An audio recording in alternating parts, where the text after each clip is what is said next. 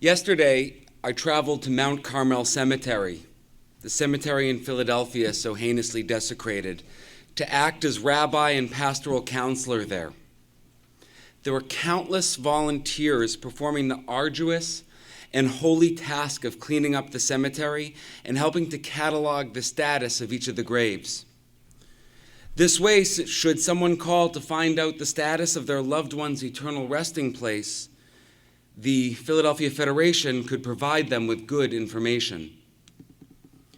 I knew it would be an emotional experience for me, but I didn't fully understand it until I got there. Just how powerful a scene it would be. Seeing toppled graves moved me to tears.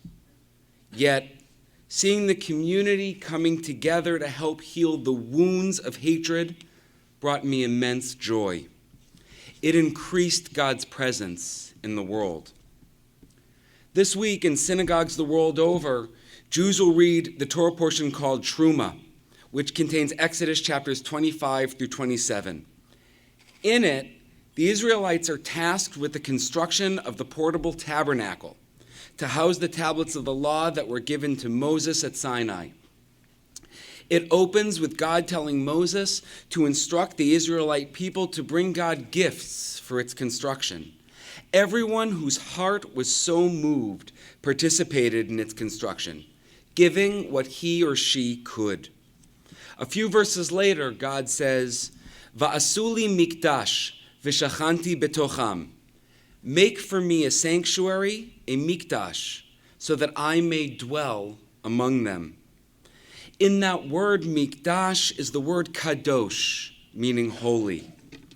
In other words, God says, make for me a container for my holiness, a holy space, so that I, God, and my divine presence may dwell among you. When we make room for God, room for divine energy, God has the power to fill that space. This text recognizes at the outset that those who make room for God's indwelling are those whose hearts were so moved to do so. Not everyone participated, but enough people were moved that the tabernacle was built, housing the divine word. We together today have the power to create spaces for divinity to fill.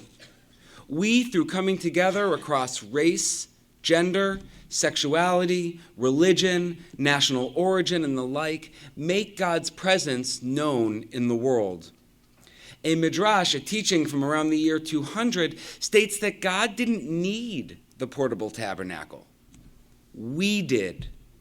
It was provided for us through grace so we could increase our mindfulness of God's divine presence. And together today, we share in the task of increasing holiness in the world. We do that by fully experiencing and respecting the other. We do that by speaking up against injustice, no matter by whom it is perpetrated and no matter towards whom it is targeted. We're all in this together, and we're all created in the image of God. May your heart be moved to ensure God's presence finds a safe home here in South Jersey. And may that have the lasting effect of changing the whole world. And may that happen b'karov b'yameinu, speedily and in our days. Amen.